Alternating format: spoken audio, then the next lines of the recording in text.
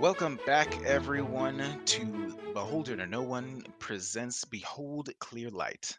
I am your Dungeon Master, Ryan Williams, and joining me here are Nikki, Rissa Lanner, Greg, Grigtho's steady hand. Ashley, Emmy Frankincense. and Keith. Seuss. All right, are we all ready? hell yeah. Yep.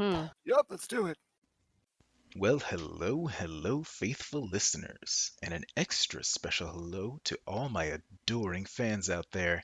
Ethan Hawke, as always, and this time, I want to tell you about a very interesting meeting I had today. I went to visit my old friend Melira Valtion, absolutely gorgeous, love her to death, and she just happened to be catching up with her little band of adventurers.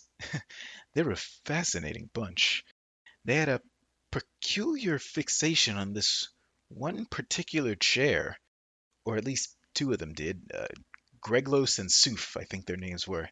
But if they get results, then who am I to question their ways? Melira had Vera getting their impressions of the outside world and also each other, while I had a little private conversation with my old friend. Honestly, it was partially just to get away from that Simon fellow.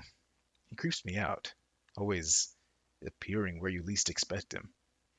Anyway, after deciding they were going to go check out a conspicuously large tree for their next excursion, I presume they all returned to their homes to be with their friends and loved ones to have some private moments before heading back out into the unknown. Lords know they've earned it if half of what they say is true. I'm going to be late for a meeting with a duke. I've got to go. Ciao, everyone. So, last time, you all returned to your homes after the terrible journey that you endured outside the walls to finally rest your bones and recuperate. And you all returned to see the various people that are important to you, if you had anyone that was important to you. And you finally have a good night's rest, if perhaps a bit troubled. But you agreed that you were going to return to meet once again the very next day to start your next journey outside the walls. You figured, why not get started? The next day, you all return to Melira's tower, probably at slightly different times, each of you trickling back into her enormous abode / headquarters in one of the high towers in the Valianar Quarter. She is eagerly awaiting you, is eager to get you all back together in the briefing room / observation room, so that you can discuss your next mission. So, y'all said that y'all were interested in checking out that giant tree out there, correct? Absolutely. Yep. All right. Well, I figured before you leave, I should give you the little bit of information that we were able to uncover while over the course of the night. I had my researchers working all through the night so that we could find out as much as possible from the books that you left with me. What they discovered was that those siphons that you found were used to power the entire civilization of the ancients.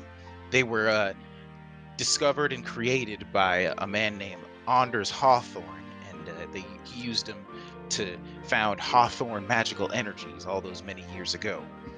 This person became incredibly rich and powerful, of course, and basically changed the way the whole world worked, but I can't really find a lot of information about it. The man himself, the organization, it seems that we're going to need a little bit more time to keep pouring through the books. You understand it takes a little bit of time to translate into modern language, but we were able to find the way to properly transport these siphons, and it seems like we might be able to make use of them, actually, if we're able to find one that is still intact. And I assure you that would be a very good way to make sure that our little endeavor seems useful to those who are questioning our journeys outside the walls. So you're saying don't dispel the magic? No. I mean, well, you found like a hole in the floor, right? And Yes. that is what used to be a hole. Like the siphons were using those holes to pull magical energy from elsewhere, but without the actual machine itself, the hole wouldn't be doing anything. It's just releasing mist into the world. So Gotcha. that was a good choice, I think. But if you are able to find one that's still functional, it would be a great boon to us if you could find a way to get it back. Although if it's too large, you could at the very least just record where it is so that we can send out an expedition to recover it. Just something to keep in mind. Are we aware of what these items look like? Here. I think we got a diagram of it. Yeah, they are shaped sort of like gourds that have two like bulbs stacked on top of each other with a point at the top, and they have all sorts of tubes, pipes, wires sticking out of the top and the bottom, and they were usually connected to the power plants or just in general buildings that they were powering. Well, like I said, I will make sure that y'all are made aware as quickly as possible once we find any more information that could be of use to you. Also, I was able to acquire a couple ascendant stones, and she pulls one out from under the table and slides it across the table to the center where any of you could reach it, and holds up and shakes one of hers next to her head. This way we are able to communicate with each other while you're out there, as long as nothing's interfering, of course. Rissa picked it up and puts it up to her mouth. He goes, testing 1, 2, 3. She reaches down and speaks directly into the ascending stone that she's got with her. I hear you loud and clear. Now, keep in mind that this can be used 3 times a day before it needs to be recharged. Good to know. Well, 2 times now, but Yeah, so make sure you make it count. So I'm looking at the same magical items list, and I found that the Ion Stone of Protection is only 1,200 gold. Is there any of those in the towns that I could buy? An Ion Stone of Protection. Now, I'm gonna have to look up what that is. Is that the one that just gives you AC? It gives me +1 to AC. Okay. That seems like that would be. You could certainly find something like that for sure. Fantastic. I would have done it last night, but I was looking for something last week that gave me an AC boost, and I just saw that today, so. All right. Yeah, that might take you a little bit of time. In fact, you probably didn't get a great night's sleep trying to find someone willing to sell one to you, but that could be found for sure. And I was late, so I got a long rest. Yeah. So did we each get one sending stone that's just linked to the one she has, or we just have one that someone carries around? She just gave you the one. Okay. So probably have Rissa hold that onto that then. And remember, I don't think any of you have mentioned it to her at all, but you did find something that seemed like similar to a sending stone outside the wall that you haven't really tested out yet. I don't even remember who picked this up. Sort of, you know what it does. They're the small, strange little gray boxes that can be used to communicate over long distances as well. Yeah, I don't think I was the one that picked him up. I don't think anybody picked them up. No, we picked him up. I think I originally picked him up, but I handed them to somebody. But I'll pretend I have them, I guess. Yeah, Zeus doesn't have them, so. I'd say they're not in my inventory. I'll pull those out and be like, we found these. They just look like weird boxes. Maybe you can research to see what they do. Sure, I can do that for you. It shouldn't take too long to figure out. Now, are you saying those are like some sort of magical item? Yeah, they had evocation magic attached to them. So they either blow up or do something else. I'm not really sure. Oh, I remember that now. Well, all right. I can have somebody identify that for us. Just give me a day. Probably can get it done. well, Okay. chances are we'll be gone longer than that, so it should be done by the time we get back, assuming we do. Right. Now, we were predicting that the previous journey was going to take just a few hours to get out there and back. And this location that you're heading to now is going to take significantly longer. It is further away. I am predicting that it'll take you about a full day's travel to get there. Now, of course, if you are delayed nearly as much as you were before, then nobody knows how long you're going to be out there. But You should probably highball it. expecting it'll probably take you a day to get out there. So you predicted 4 hours, and it took us 24 hours. So let's just multiply by 7, and then we'll be great. Right. Well, We'll be back in a week. I certainly hope not. But I suppose it's best to be prepared for anything. Y'all got rations? So at least now, if we do end up having to stay a little bit longer, we can inform you of such. Right. Now that we have a method of communication, it's perfect. Yes, I have rations. Well, good. Is there anything else y'all need from me? I can get you to the eastern gate to send you on your way as soon as you're ready. Just let me know. I basically did all my shopping and everything the other night, so I'm good to go. I'm good. I came ready to go. Good. Well, all right then.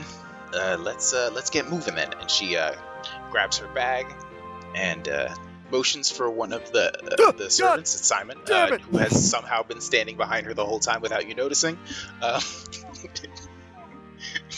And he guides you all to the front door. And actually, the woman at the front desk is actually the one that comes with you. And you all make your way back down the elevator to one of the mid-level streets. In the elevator, I change my appearance so I look completely different, All right, just so you're aware. sure. When you emerge, you come out into the hustle and bustle that seems to always be going at just about every time of day here in the Valionar Quarter. But you head towards a large self-propelled carriage that Melira has procured for you. It has enough space for all four of you, plus Melira and Vera, her assistant, to sit comfortably inside, and the driver sits on the front on top, almost as though he is going to be controlling horses at the front, but of course it is an automatic carriage, self-propelled one. It does not have horses, and with a rumble of a techmaturgical engine, you are off through the streets of the city. You pass by, once again, this is a different part of the city. The first journey took you out through the north gate, but this time you are heading towards the eastern gate. And this one is significantly closer than the one that you took before. It doesn't necessarily require a train ride, but in roughly an hour you are at the high gate. Of course, you don't approach at the ground level, so you are at almost near the top of the wall when you approach. And Tristan Grady, the captain of the Vigil, is actually there waiting for you.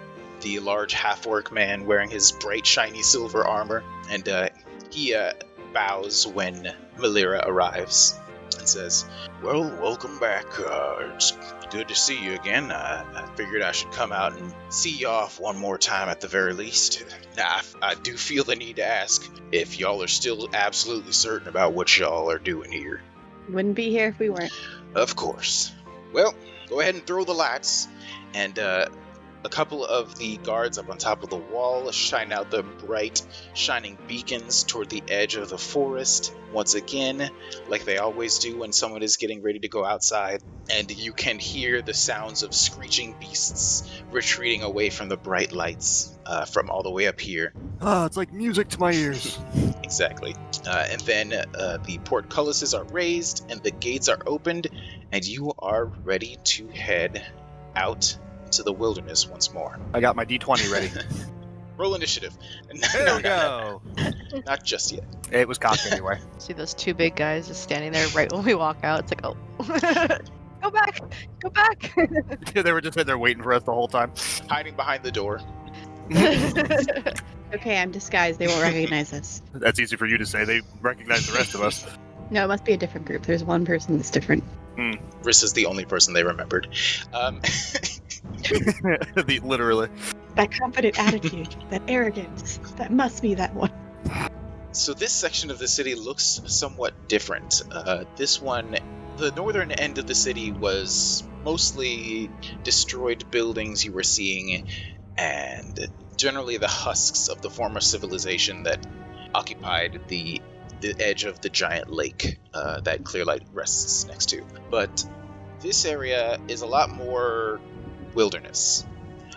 It seems that the forest has overtaken a significant portion of this part of the former city. Of course, you can still see the remnants of the buildings rotting underneath the plant life, but it's overgrown just about everywhere with all different kinds of creeping vines and aging trees looming over just about everything. It is somehow even darker out here than it was in the northern end of the city, although you can still keep an eye towards Clearlight, because it is a giant glowing beacon that can be seen for miles away.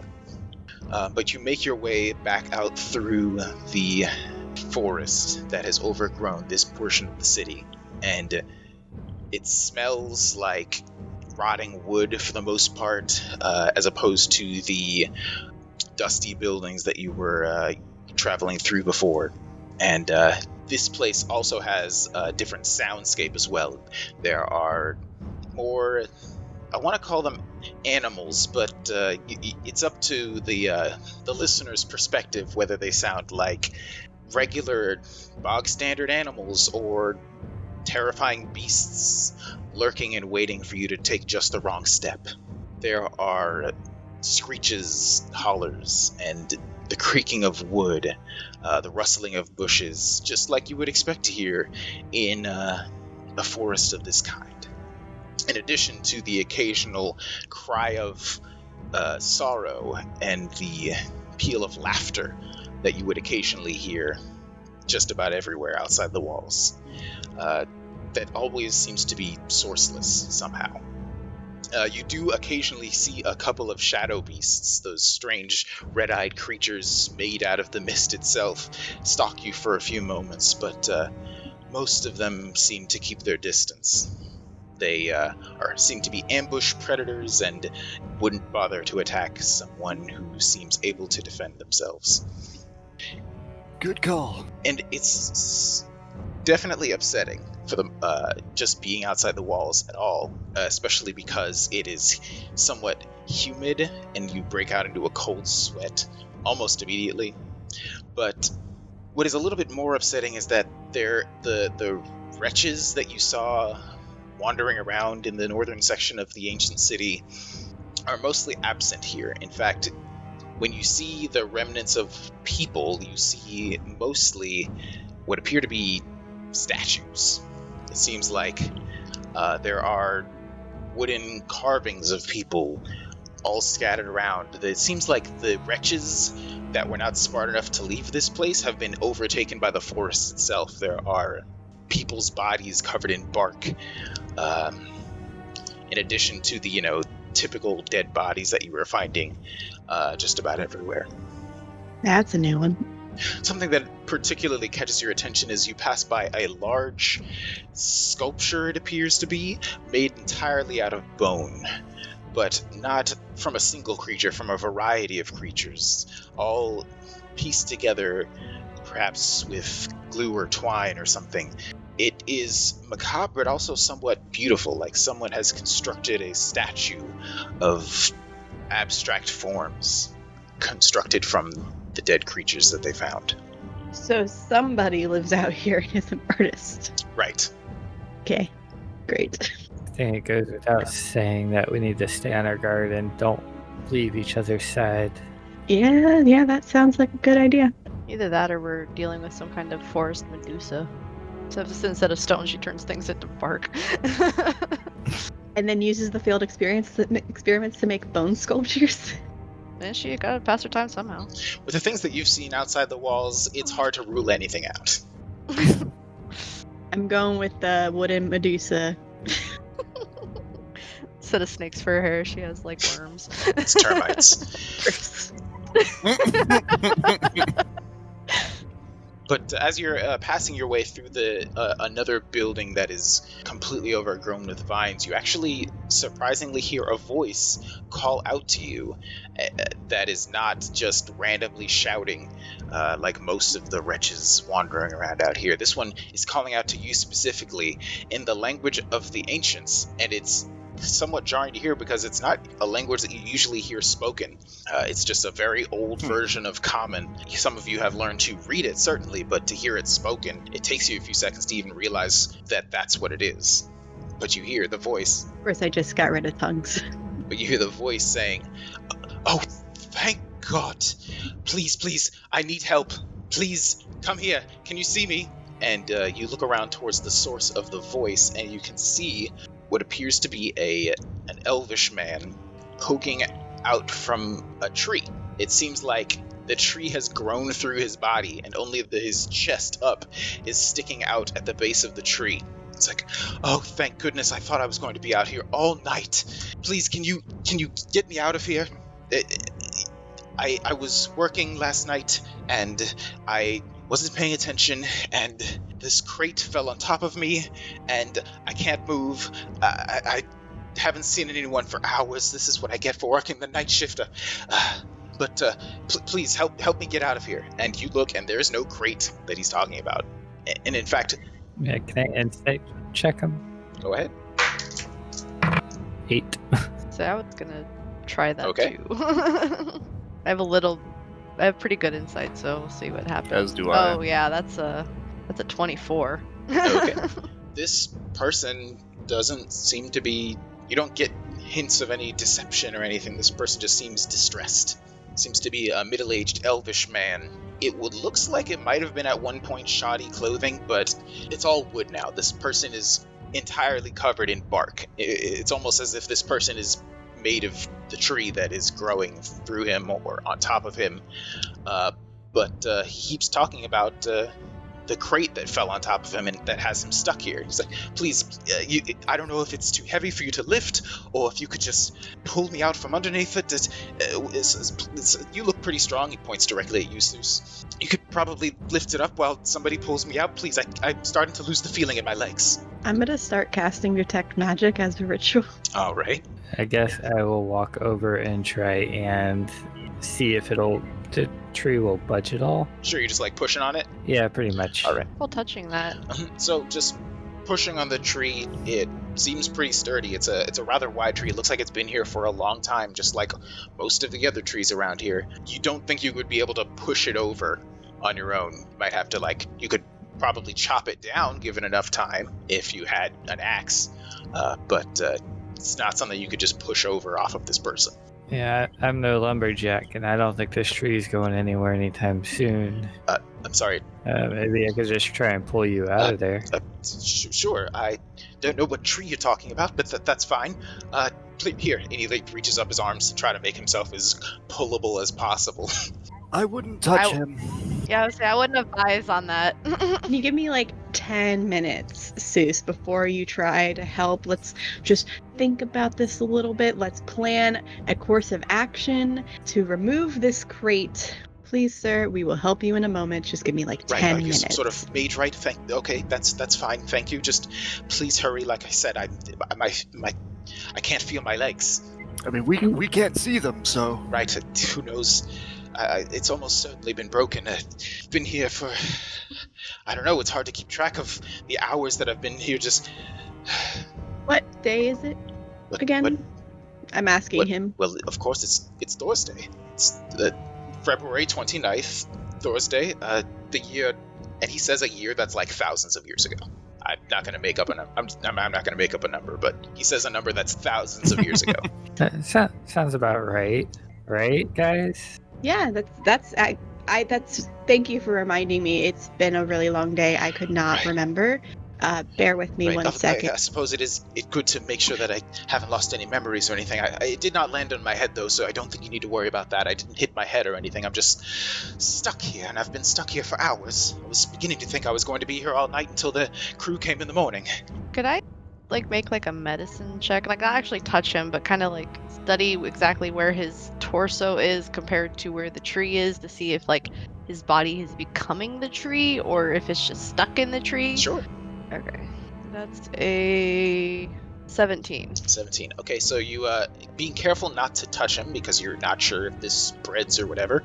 Take a look around the spot where this person's body ends and the tree begins, and unfortunately you are not able to find that spot. There does seem to be like sort of like a seam in the wood, but this person is completely covered in bark.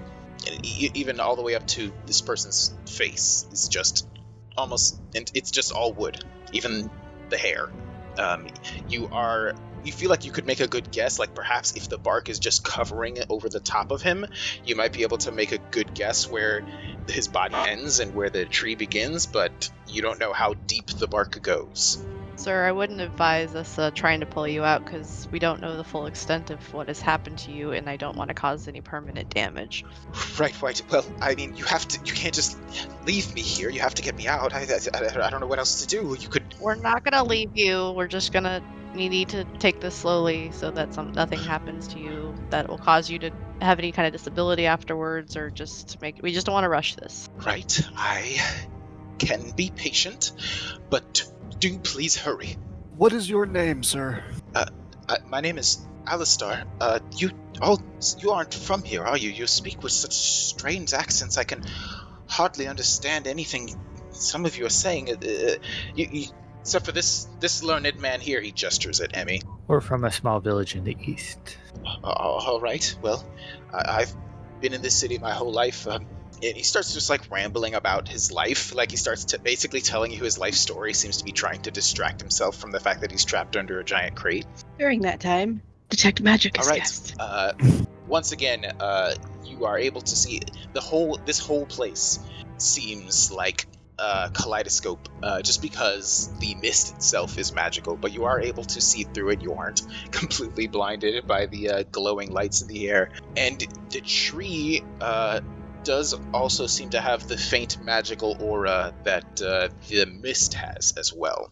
It is also faintly glowing, just like the air itself, putting off the same vague necromancy and conjuration magic that you've seen just about everywhere. It seems like the mist, whatever magic has caused the mist, is infused in this tree as well.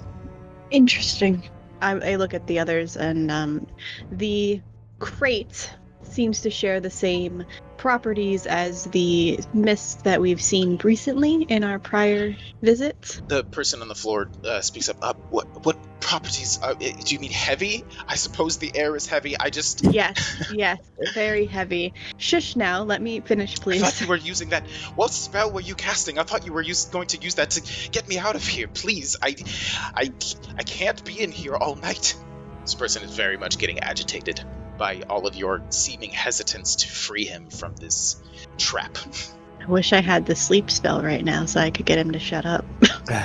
I don't think touching it will cause us to do anything. We've touched the mist and it did nothing, so As far as you know. I don't.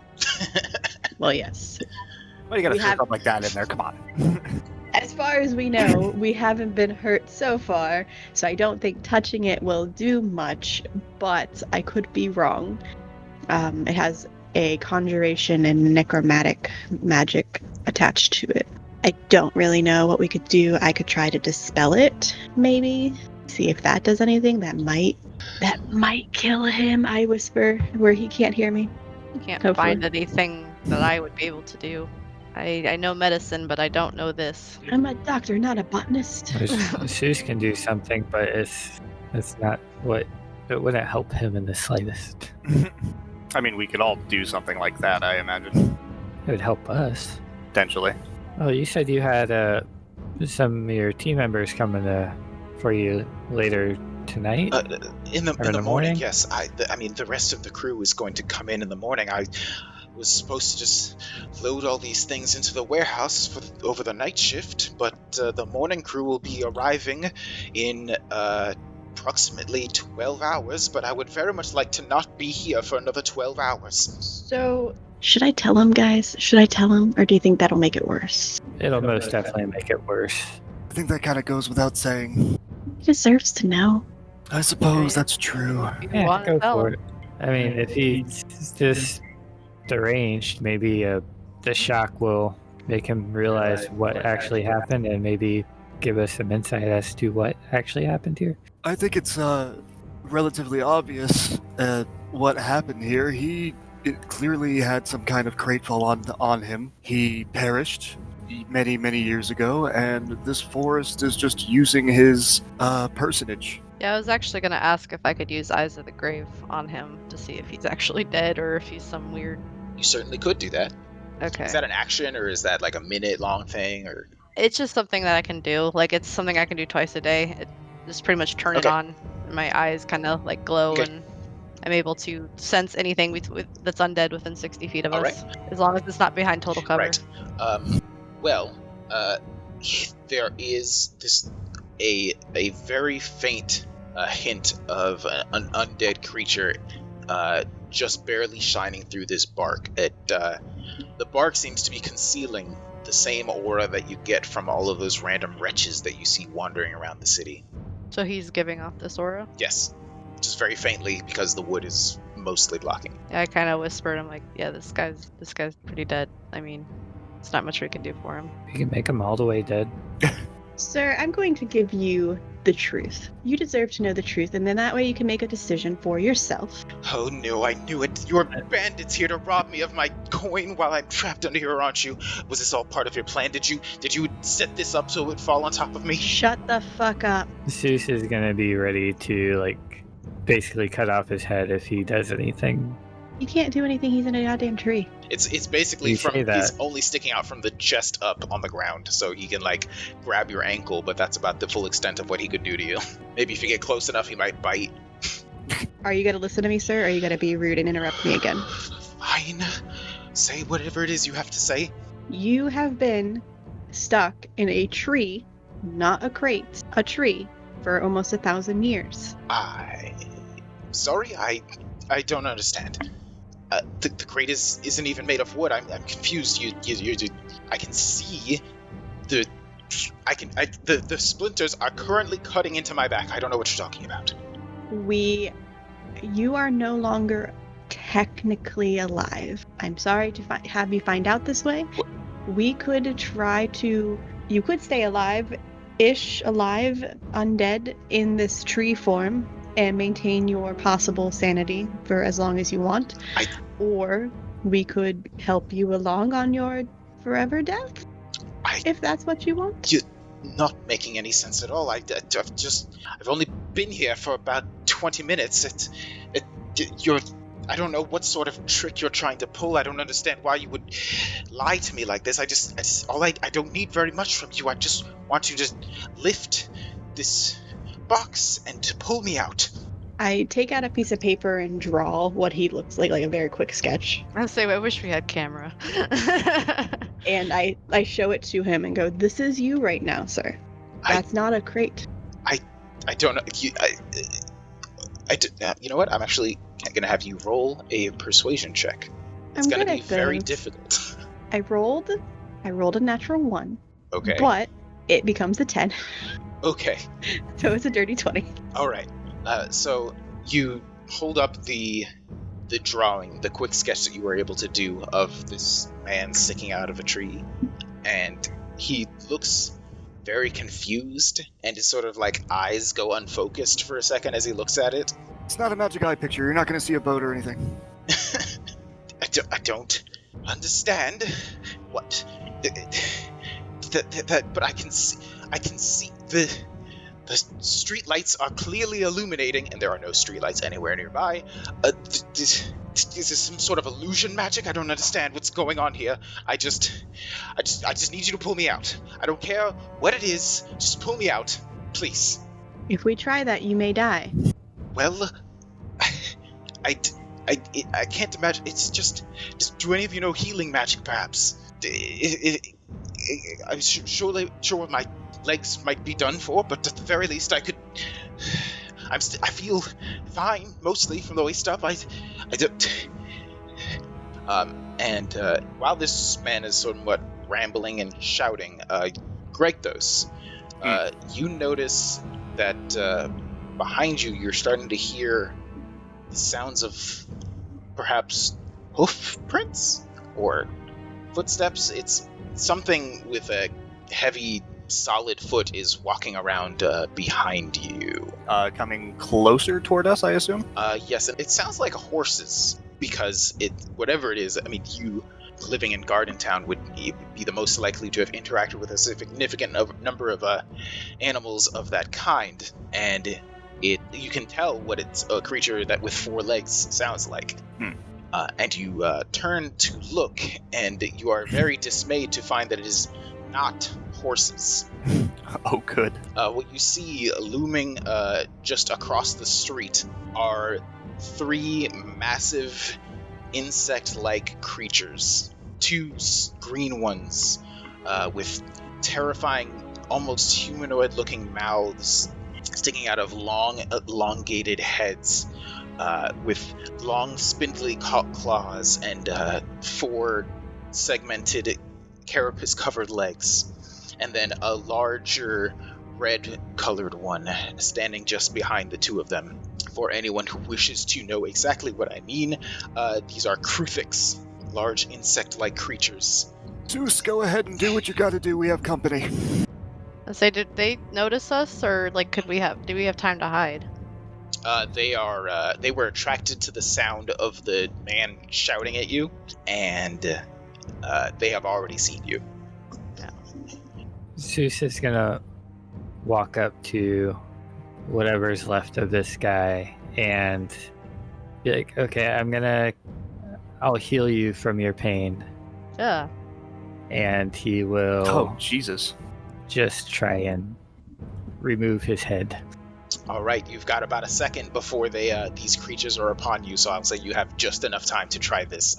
Go ahead and roll an attack for me. Okay. He is covered in bark, so he has sturdy, almost armor covering him.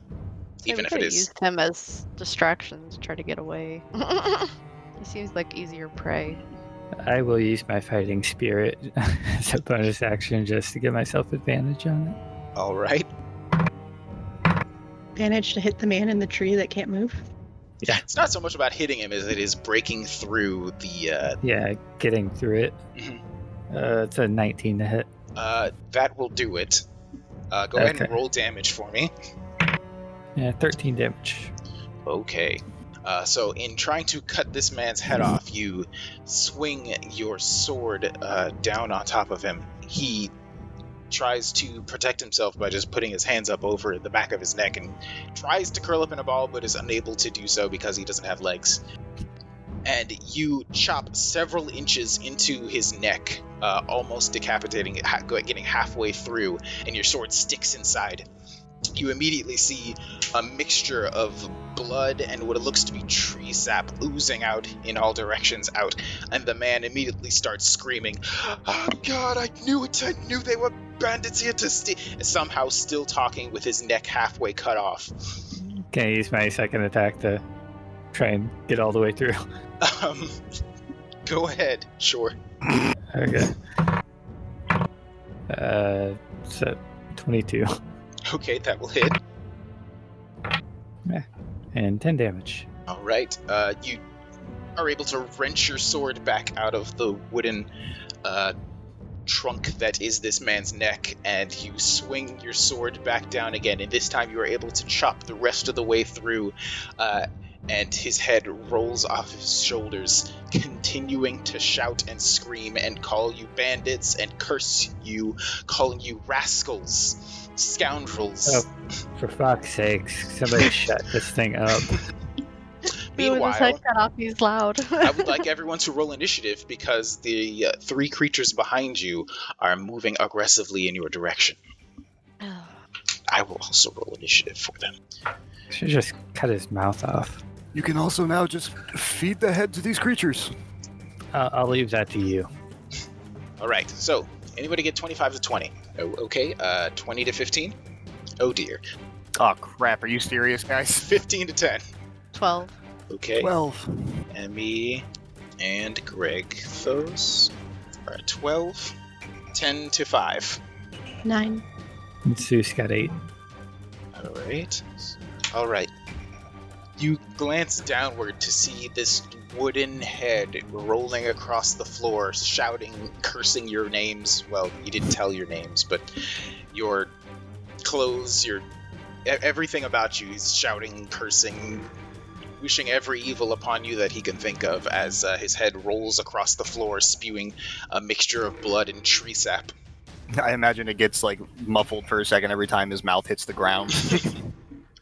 It finally rests face down, so he's shouting into the dirt, but that distracts you for a moment, just long enough for the largest of the three of these creatures, the red one, to step forward and open its terrifying maw, and you see two tubes in its mouth point towards each other and spray an acid towards all of you. I would like all four of you to make a dexterity saving throw for me. And while you do that, I just remember that I had a map for this. So, let me get into Roll20 real quick. because I forgot. As a reaction, would I be able to make a reaction? Reaction. Well, what is the trigger for your reaction? Like, what are you doing? Oh, I was gonna cast Absorb Elements as a reaction, but I think it says I have to take damage first, so never mind. This is almost certainly going to do damage. Yeah, it's going to do damage, so you can do this reaction. It says spell captures some of the incoming energy, lessening its effect on you and storing it for your next melee attack. You have resistance to the triggering damage type until the start of your next turn. Also, the first time you hit with a melee attack on your next turn, the target takes an extra 1d6 damage of the triggering type, and the spell ends. So I don't know if that means would it have the damage of the thing that's hitting me right now, or I believe is so, it? yes. Okay. Yes. So you're absorbing it to use it later, so it's not gonna hit you. So Well, if you it's gonna pass hit me. Well, I mean, Is it's it- gonna hit. Part of it's gonna hit you, but you're absorbing some of it to use for yourself. Yeah. So basically, you basically get evasion, so equivalent, where if you succeed, you take half damage, but you absorb half of it. If you know what I mean. Yeah, I got There's you. like evasion. Better. Then I will do that. All right, let's get all your tokens on this here map real quick. Once again, I've forgotten how to do that.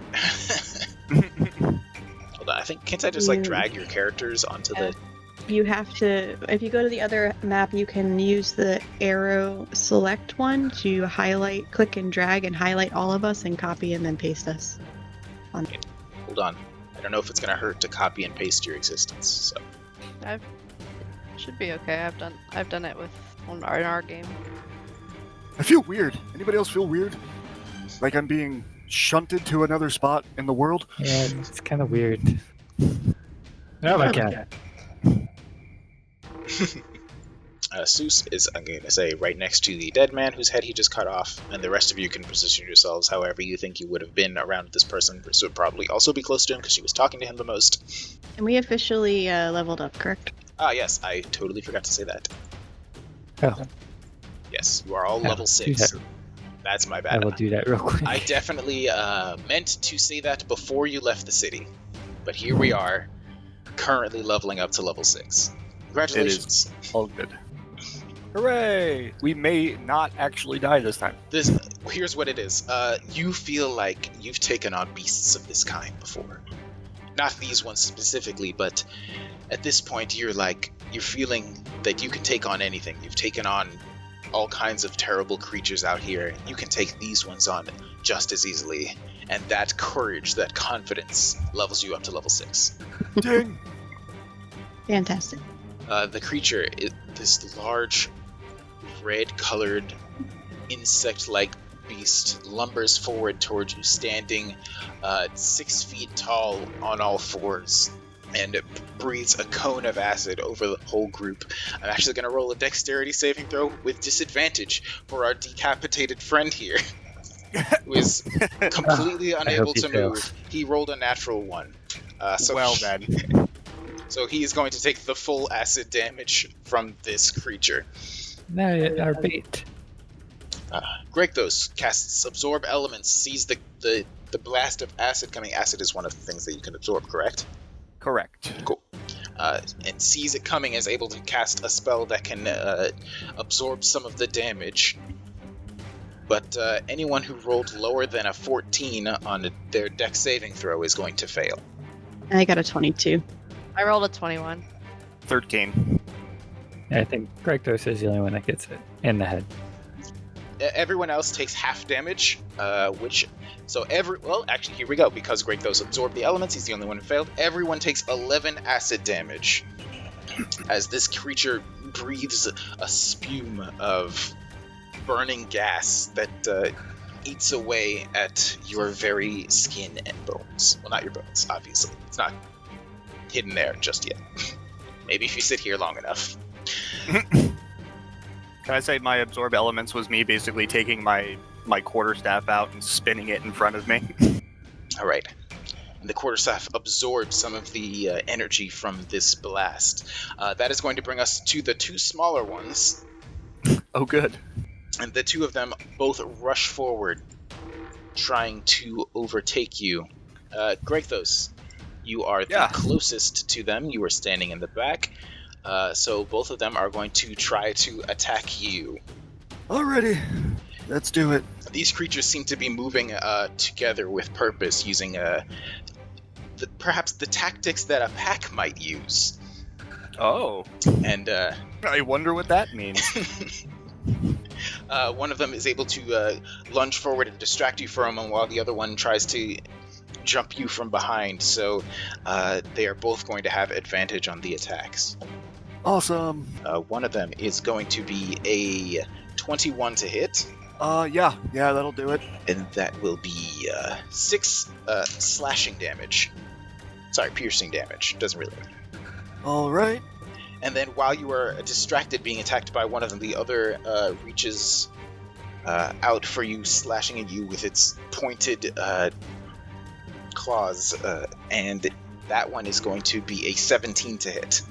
That also hits. All right. That is going to be another 6 piercing damage as these creatures all bear down on you. That is going to bring us next into the initiative to Emmy and Gregthos. Which one of you has the higher dexterity modifier? I have a +2, I believe. I do too. Oh. Well, you guys can choose who goes first. You go ahead. Oh. Okay. I'm going to cast my spiritual weapon, which, as a reminder, is pretty much just a stick with a skull on it. And I'm going to position it right behind the red one. All right. And I'm going to hit it. Try to see if I can hit it. Not going to hit it. I don't know if I am or not. That's gonna be does a 17 hit? Let's check to see if a 17 hits this creature. Ooh, unfortunately, that is not going to be enough. Ow. What? Yes, the staff crashes down on top of this creature, but its armor is so thick it doesn't seem to be phased at all. Okay. That is your bonus action. I guess as my action, then I will, just try to see if I can cast Sacred Flame. All right. So they have to make a dexterity saving throw. Dexterity saving throw for this creature. That is going to be a 7, and that's not going to do it, I hope. That fails. All right. I hope. Oh my god, I just had my d8, like seriously. So that's going to be 12 damage. Okay. 12 radiant damage. Okay, 12 radiant damage to this creature. You see that the armor of this creature is incredibly thick, and it's going to be difficult to do damage with your radiant floating staff. So instead, you go for a more magical approach and call out a beam of light. Your particular Sacred Flame, is it I usually think of Sacred Flame as a beam of light coming down from the sky, but is that how you prefer to think of yours? Yeah, that's how it comes down. Like it just kind of envelops them and comes from the sky. All right. So a beam of white light pierces through the internal cloud cover over the edge of the city, and this time this seems to do a little bit of damage to the creature as it hisses and roars in pain. So I did something. Really? Are you planning on moving anywhere? Nah, I'll stay behind here. It's fine. I want to stay close to everybody just in case. All right. That is going to bring us to Gregthos then. Your staff glows with a greenish energy. It sure does. As a question, like a rules question. Right. If I take the disengage action, that is only disengaging from one creature, correct? No, I think you disengage from all creatures when you use the disengage action. I think that just I'm not 100% sure about this, but I'm pretty sure it just means you don't take opportunity attacks this turn. It's the duck and weave action. Right, that's the one. Let me think here. Shit. I guess I'm just gonna reach out with my staff as it glows slight green, and I'm going to try to crack one of the smaller green ones in the face. All right, go ahead and roll your roll to attack then, my good friend. Oh, I hit already? Cool. No, not yet. These things have very thick-looking armor. It's going to be hard to break through, but you feel confident that you can break it. That's a natural 20.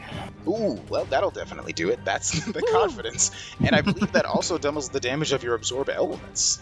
Yeah, I think it's just all dice rolls, yeah? All dice for damage. Sweet. So You let just me roll double-check. twice as many dice as you normally would. I know lots of Alright. people rule criticals in all different sorts of ways, but I prefer to I like rolling more dice. Okay, fair enough. And just doubling the number of what you rolled is statistically slightly different from rolling twice as many dice. That's fair. You might do Alright, better or So I roll 2d8s and 2d6s.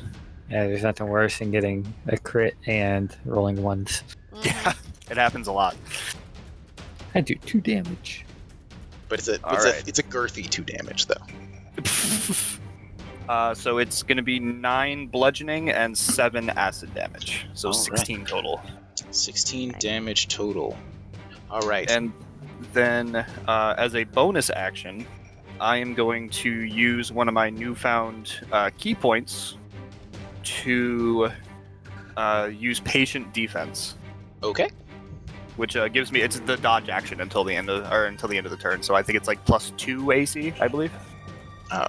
Oh, I thought it was a disadvantage on attacks against you. I will. You know what? I'm gonna check. It's disadvantage on attacks, yeah. Oh, sorry. That's even better, I think. Haha. I'm perfectly okay with that. Especially if they have pack tactics, it's just going to turn it into a normal attack. Mm-hmm. So I smack him on top of the head with my staff, and then I just kind of put it back on my back. Actually, I'll just stand like my token is, just with the staff behind me and one hand up like this. All right. You prepare yourself for the onslaught that you are sure is coming. Oh yeah. All right. That is going to bring us to Rissa. Fantastic. I am going to. So they're all in a group right now, right? Yes. Fantastic. I'm gonna shatter them. Oh boy. Well, that you hit can- me as well. You can probably angle it just so that you just barely It's a- miss Gregthos. It's a 10-foot radius, so I could move. It's within 60 feet, so I can move it behind them so it hits them and not him if I can. Yes. The way they're positioned, you can just barely miss Gregthos with it. Cool. So I do that, and I will lift my arms up and touch a tattoo on my one hand and just push out as a loud ringing noise just erupts directly next to them. And they need to make Constitution. Well, I'm going to, as a bonus action, I'm going to use my ability to have them, the big guy, is the biggest guy, will get minus a d8. I'm going to tell you it's called the Hive Lord. Okay, so the Hive Lord gets -5 on his con save, All right. but all 3 of them need to make con saves. Okay, so the Hive Lord rolls I am casting it at 3rd level. a 5 total with your subtraction and everything. Fail. Yep, that'll definitely do it. And then I'm going to roll for the 2 smaller ones.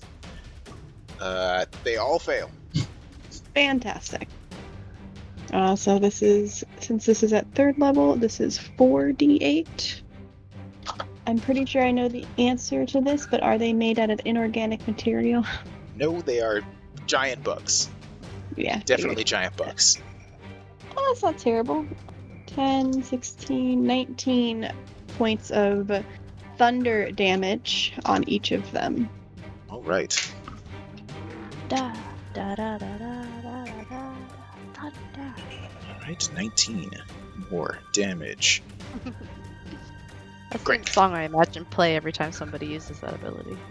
And I'm going to move back about 20 feet. All right. The creatures all screech loudly and they all seem to, portions of their armor seem to move around a little bit as if they are particularly sensitive to loud noises. I love it. That's my turn. All right. That is going to bring us to Seuss. Okay. So, seeing as how Gregthos just got immediately surrounded by these bug-like things, he is going to immediately run over to the big one and try and pull him off by stabbing the shit out of it. That might do it. So he is just going to, He's gonna probably just swipe at the legs, I guess. All right. Maybe cut him off. What is that box? Anything or? That's a spiritual my weapon. spiritual weapon. Oh, okay. I'm actually trying to draw a skull on it, so it looks like my weapon. It's a portal. It's the portal we came through to get here. Yes. It looks more like the crate that fell on that guy. Oh, fair. First attack is say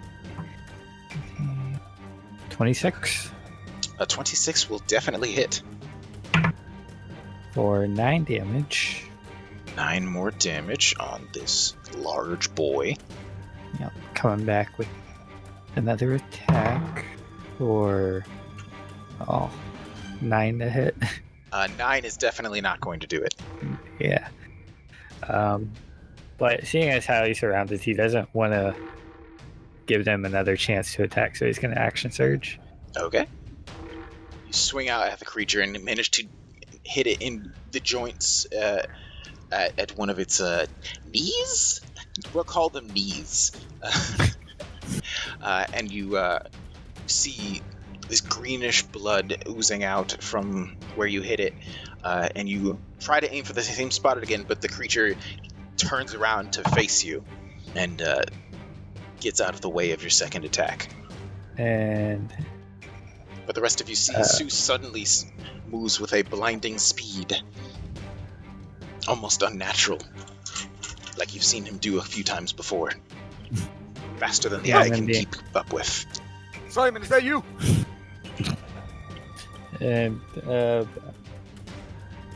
on the third attack would be a 18 to hit. Ooh, unfortunately an 18 is not enough to hit this big guy. Oh, Jesus Christ. Okay. This time Well. you manage to hit the creature, but it just sort of slides off of the creature's armor. Yeah, probably a little dismayed about how big and creepy it is. Oh, absolutely. Okay, this one will. Most bugs 25. don't have tongues, but this one does, and it's very upsetting. Yeah.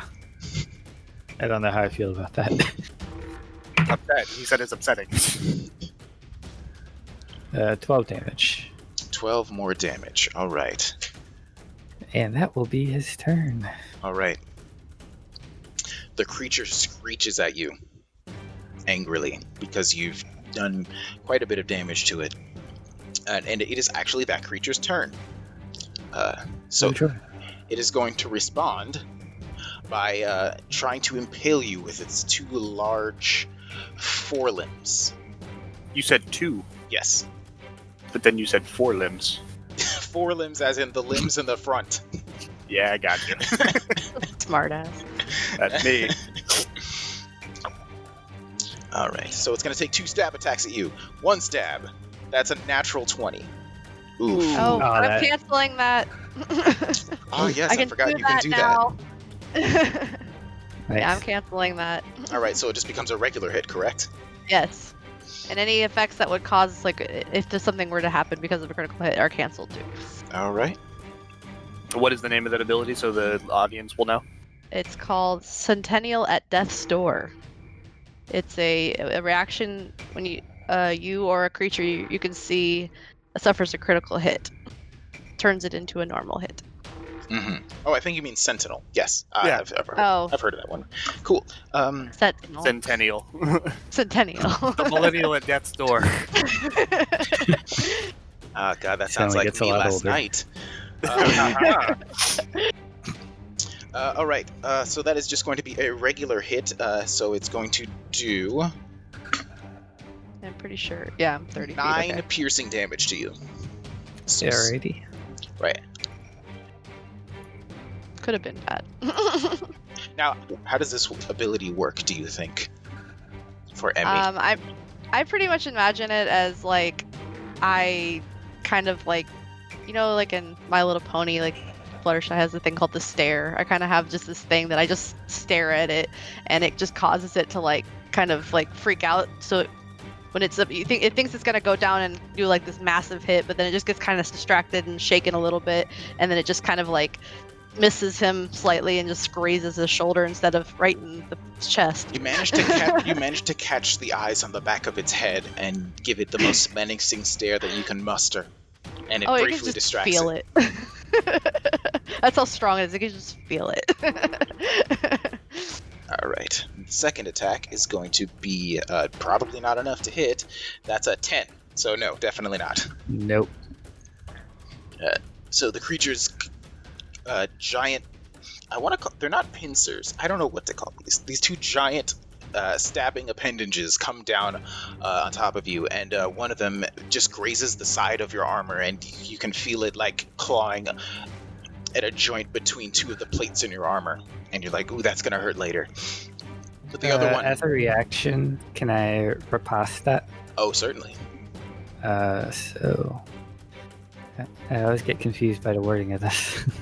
Said Right. riposte that. I thought you said pasta. I was getting parry and riposte mixed up. It was like pasta. Oh, he's hitting like a wet that noodle hurt. over Hey, here. marinara. When it misses you with an attack, you can use your reaction to expend one superiority die to make a... Oh, I have to make a melee weapon attack against it. Okay, 26 to hit. that will definitely do it. 13 damage. 13 more damage on this creature. All right, so when the creature misses, one of its claws gets briefly stuck in the cobblestone street, and you use that moment to strike out at it yet another time. Anyone watching this sees just Zeus moves with a speed and grace that seems almost impossible, but possible it certainly is, as it definitely happens, and it takes more damage. Right, that is going to bring us to the two smaller creatures' turn. Now they have just been significantly harmed by this strange tone that they heard, and they saw that you were the one that did it, Rissa. So what they're going to do is burrow under the ground. They saw nothing. And Grathos, you see like two small holes left in the ground behind them. I'm assuming I wouldn't get an opportunity attack. You actually will get an opportunity attack, as the two of them take a second to dig into the ground. Like, hey, where do you think you're going? You can swing out at either one of them, whichever one you like. Pick your favorite. Whichever one I hit with my staff last time. All right then. No, that's an 8.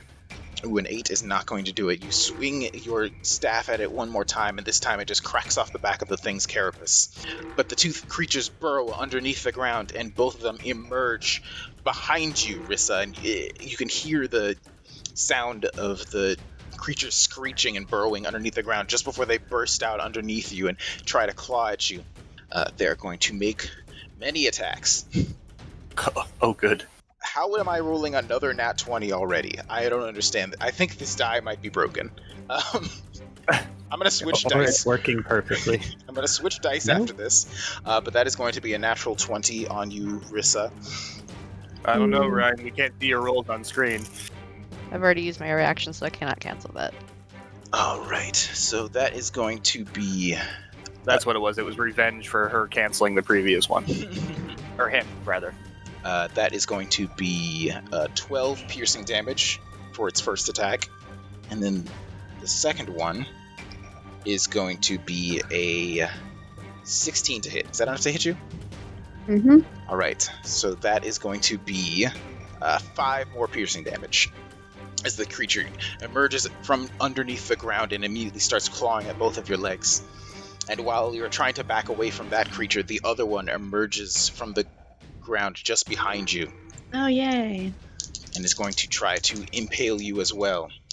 That is going to be another 16 to hit, Yep. and that will do 7 more piercing damage. And then one more attack. This one is a 15. Is that enough? Yep. All right. So that is going to be another 6 piercing damage. These two creatures emerge from underneath the ground and start immediately slashing at you in a flurry of blows, and you are unable to get out of the way in time. But that is going to be the end of their turn. That's good. And that brings us to Emmy and Gregthos. Whichever. Just go. Whoever wants to do it. You want me to go first again? There's no laws anymore. There's chaos everywhere.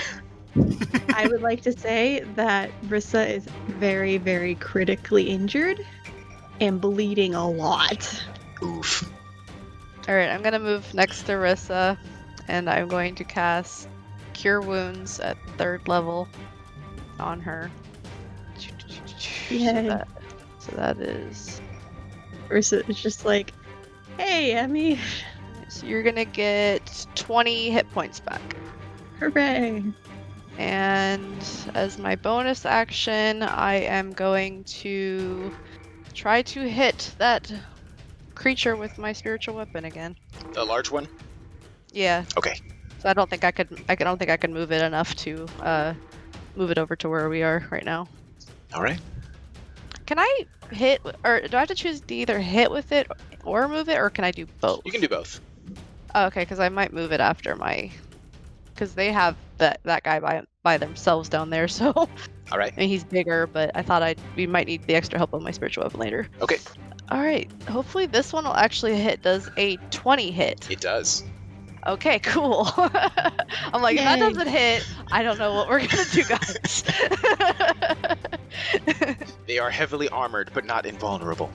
We're gonna go over to Ryan's house and steal his die so that we can roll that 20 over and over again. Yeah, seriously. I'm putting that one in dice jail for now. Everything we do is a crit. Until further investigation. Oh, sweet. It's on paid administrative leave. That's gonna take. It's gonna take 10 force damage. I rolled an 8. That was awesome. Okay, 10 force damage on the Hive Lord. This thing is looking bloodied. And that is the end of my turn. Seems to be That was a leaking its good greenish blood. All right. Gregthos, what are you doing? Good question. You have a battle, two separate battles going on either side of you, and you're not quite sure which one to rush towards.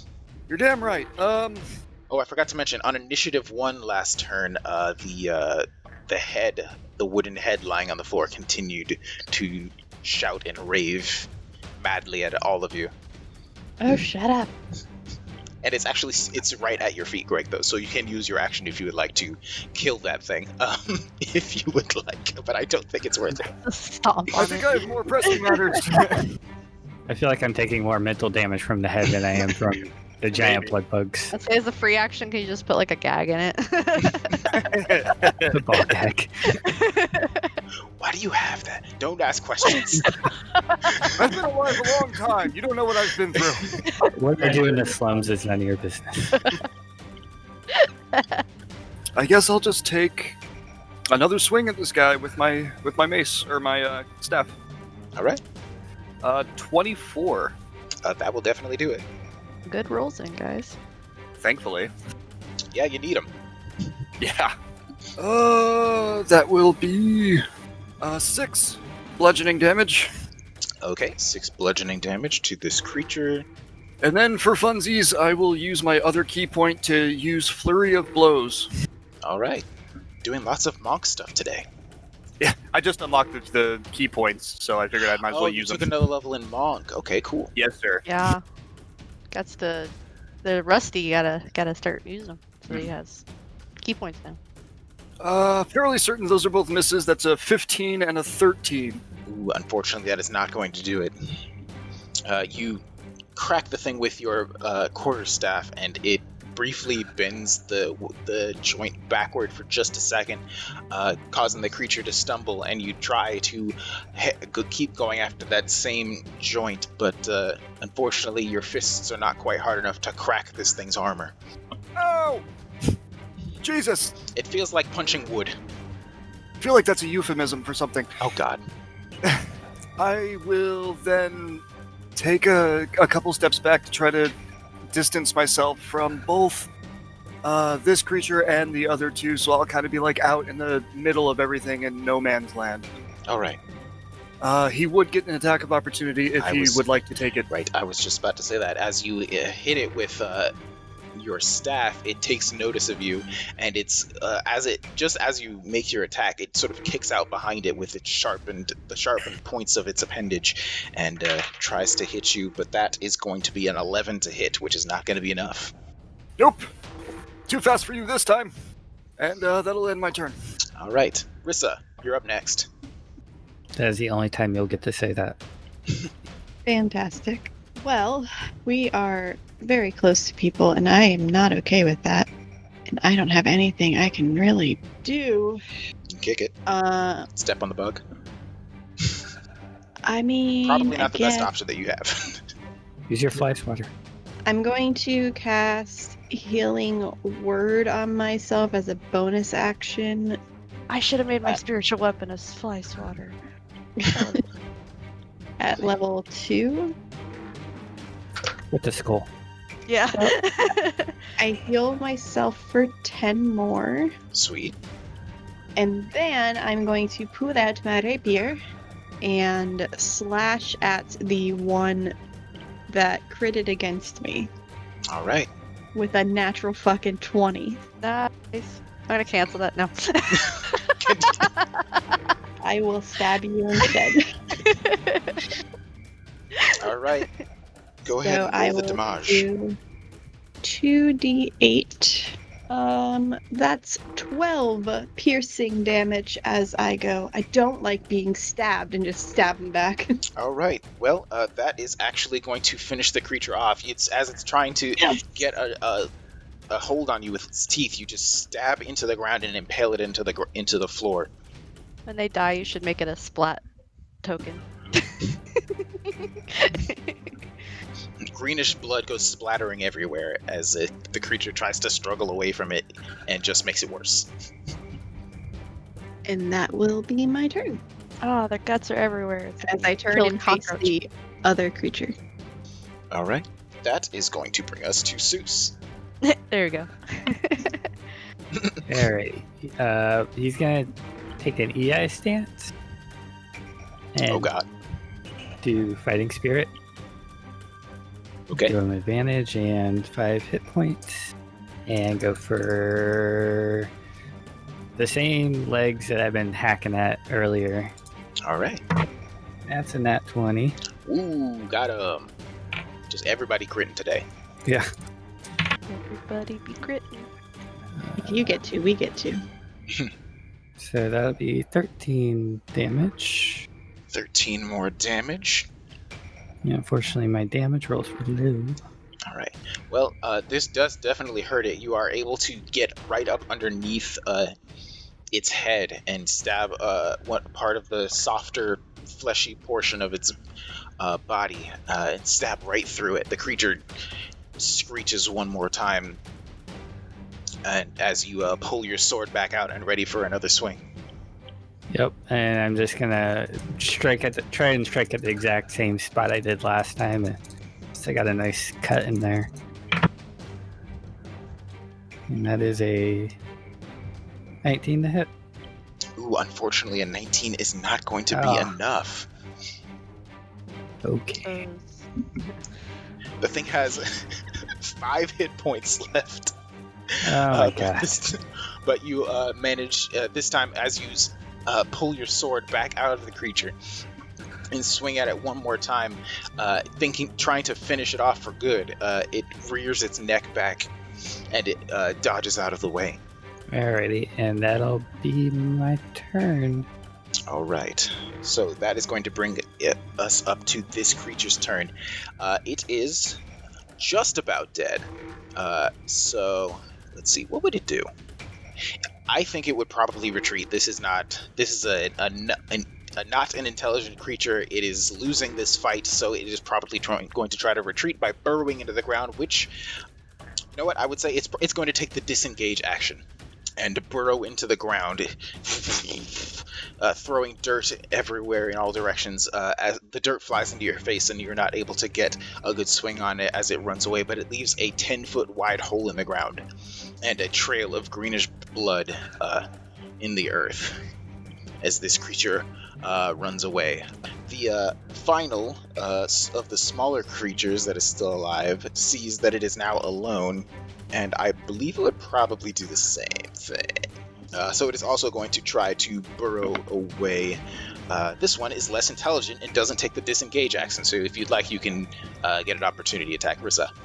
Yes, please. Would Emmy also? Yeah. I was say I'm right next to a T. Emmy is standing directly next to Rissa, so... I will miss it. More than likely. 10 misses, probably. Yes. Let me see. I actually haven't used my mace in a while, so... does an 18 hit? For this one, yes, it does. Sweet. It's not gonna be very much damage though. It's only gonna be 2 damage. All right. I rolled a 1. Well, Was that enough to kill it? no, this one has not taken as much damage as the other one had. But you do manage to hit the back of the creature as it retreats into the ground, leaving a small tunnel in the earth behind. And things have gone quiet once again. You take a second to all catch your breath. Well, as quiet as they can be with the head still there. Right, I was just about to mention the head, the wooden head on the ground is shouting about how the town's gone to shit, with rabid dogs running around all over the place and bandits trying to steal everyone's hard-earned money, calling out for any city watch that might be nearby. Can Zeus walk over and pick up the head and just put it in the hole? In the hole that was left behind by the creature? Sure. Yeah, I'll just Carry it. toss it down there. I mean, it's a 10-foot hole though, so I don't think burying it would be very... Well, at least would muffle him a little bit more. How deep is the hole? You said it's a 10-foot wide hole. Right. How deep is the hole? It goes probably 20 feet down and then curves off to the south. The body left behind when you cut off the head is mostly laying motionless. It like twitches every once in a while, but you can see like it's wood all the way through, with like a very small amount of like blood oozing out of it. Well, that's lovely. But his face, like you said, his hair was bark, and he most of his skin was bark. Did he have just like a normal face, except it was made of wood? Yes. I'm envisioning a puppet mouth then. You are free to do that. I can't do anything to stop you from doing that. Awesome. I'm a real boy. If everyone can gather around, I can cast Prayer of Healing on all of us. Yeah, let's take a breather. All right, that's 10 minutes, right? Prayer of Healing is instantaneous. Oh, casting time 10 minutes, sorry. Okay. All right, so Yeah, we would have to kind of sit here, or at least I can cast it while, Zeus is burying the head, and if you guys want to go ahead and do stuff, as long as you stay close to me, within 30 feet. I'm just gonna keep my eyes open for anything else that might be heading our direction. right, it seems like the screeching sounds of the creatures and the man shouting have scared off some of the more timid creatures that are always lurking around the area. You haven't seen any birds with the organs on the outside recently. You haven't seen any slugs with human faces for a few minutes. It's relatively quiet now. When my spell is Good. over, everyone's gonna get 10 hit points back. Beautiful. At one point while you are Thank casting you. the spell, I imagine your casting of Prayer of Healing is more just like as a doctor tending to everyone's wounds. Yeah, pretty much. Like my prayer is probably just me muttering under my breath and not actually praying to anything. Lacerations in the forearm, in the muscle mostly. No significant damage. Just- Yeah, pretty much. It's you talking into your tape recorder. Yeah. At one point you see like what looks like a naked person with a mouth that's far too wide, just long spindly arms wander by, and it starts at one point like gnawing on a tree, but then just keeps moving, ignores you. Gonna ignore that. Yeah. As it rushes off, it just keeps shouting over and over again, "Hunger! Hunger!" just tries to eat anything that it comes across. It's like we're in Newport Richie again. That's a joke that maybe 4 people in our audience will get. Yes. They're all headed to the Cracker Barrel. All right, so you finish your quick once over on everyone, making sure that no one has taken any serious injuries.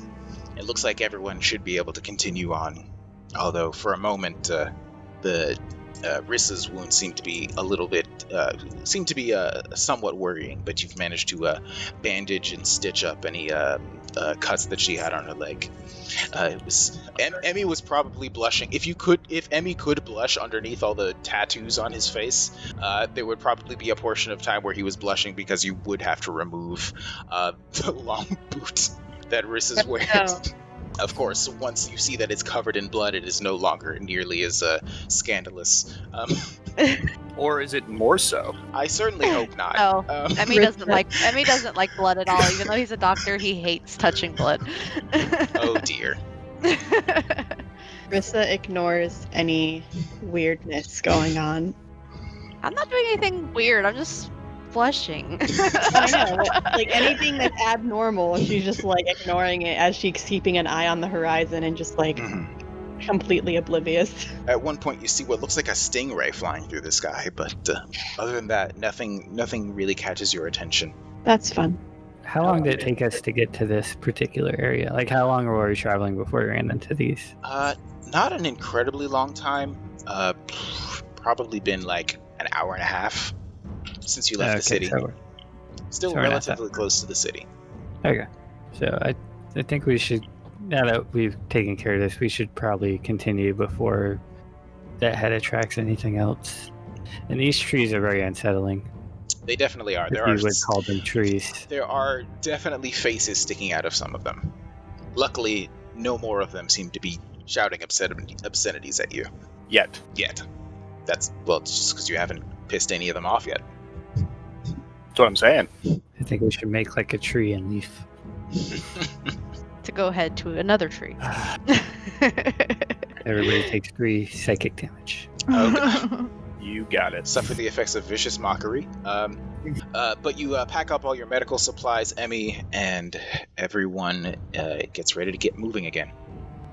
And you, as you continue to pass through this overgrown section of the city, Gregthos, you notice that at one point you can sort of see, like every once in a while, whenever there's a break in the trees, you can see the tree massive in the distance, probably 40 stories tall. It's as tall as some of the towers in the city. And you notice that it actually lights up again and looks like a starry night sky erupts through the tree, like light just passes all the way through its bark in the distance. It's almost like you're getting a brief glimpse of the night sky. This is only the second time since I've been in Clearlight that I've seen this happen. Gorgeous. Your master says that he has seen it a couple more times previously, but Oh, he's such a braggart. but it is relatively rare, and it seems to be getting more and more frequent as the months and years go on. I will take note, and be sure to remind myself to mention that to Master when we get back. All right. But you see the typical things that one would expect out here in the city. More trees growing over what used to be buildings. And you do see a couple more of those strange bone statues. It looks like, once again, it looks like bones from all sorts of creatures, and some from creatures you don't even recognize, arranged in aesthetically pleasing, if a bit creepy to look at, statues, right? Rising. Depending, there's smaller ones that are only like 2 feet tall, and then there are significantly larger ones that can reach up to 10 feet high with bones sticking out in all directions and it almost looks like trees made of bone using tail vertebrae, and some of them appear to not have anything holding them together. They just sort of stick together as if they were still creatures standing there alive, except for the fact that they are completely unmoving and made out of limbs from all different kinds of things. Again, I wish I had a camera. I know there's a spell that acts like a camera, but Rissa will draw as much as she possibly can for research purposes. All right. At times, it becomes a bit difficult to make your way through the undergrowth. There are some of the plants seem to move around occasionally. At one point, you see a twig blight rush away as you try to climb your way over it, and at one point, you see a mushroom get up out of its spot on the ground and just shuffle its way away from you like a slug. That's creepy. This forest is certainly lively. I'd say the and opposite, unlively actually. at the same time. There you go. Seems like there's a lot of unlife happening here. Another thing that you notice, Greg, though, is that when the starlight seemed to run through the tree up ahead, it almost seemed to get a little brighter around you as well, almost like a pulse of magical energy emanated from the thing. Just very briefly, almost invisible to the naked eye. But you did manage to catch a brief glimpse of something happening all around you. Only me specifically, or the group? I think everyone probably would have noticed the glowing lights in the tree in the distance. It is so tall that you are able to see it even this far away, but I don't think everyone would have noticed the brief flash of light sort of pulsing through the forest. So you were probably more appreciative of it. We were probably looking at something else, but you're mesmerized by that tree. Fair. You continue to make your way through the forest, being as quiet and careful as you can, because you know there are all sorts of things lurking, some of them dangerous, most of them dangerous, some of them harmless. And you start to see around a lot more bones scattered from all sorts of creatures, mostly the humanoid, just wretches. Some of them are... You actually do see a few wretches that are missing some of the flesh on their bodies, but continue to walk around. Like one of them, its arms are just exposed skeleton, but it seems to be just wandering around still muttering to itself about something or other. It's difficult to hear. But as you get further and further into the city, you start seeing more of those strange bone sculptures. And Emmy, as you're taking a closer look at one of them, you swear you saw it like move, just briefly, like almost like it breathed. But you stare at it for a few more seconds, and the rest of the group starts to leave you behind, and you don't see it moving, and you have to keep going, otherwise you'll be left. I'm gonna ponder that. That makes me a little uncomfortable. And at one point, you just see, as you get further in the city, you start seeing just full skeletons just walking around. Just some of the wretches seem to have been completely, have had their flesh completely removed entirely, and it's just skeletons held together by hopes and dreams, appears, that are just still walking around, still doing whatever it is they were doing in life, perhaps, or whatever purpose they seem to keep for themselves. Must not break into spooky, scary skeleton song. You try you hear the faint hint of xylophone music in the distance. Damn it, it happened anyway. And that's where the episode ends. Yeah, you have to change the outro music to the intro to Spooky Scary Skeleton. So. I did it in my heart, but I don't know if I can do it in real life. Well, as you're making your way through the forest more and more, you start to hear footsteps up ahead, heading in your direction. It sounds like more... It's difficult to tell. It's either another set of those Kruthiks, maybe, those strange bug creatures, or maybe it's like a few people walking. It's difficult to tell.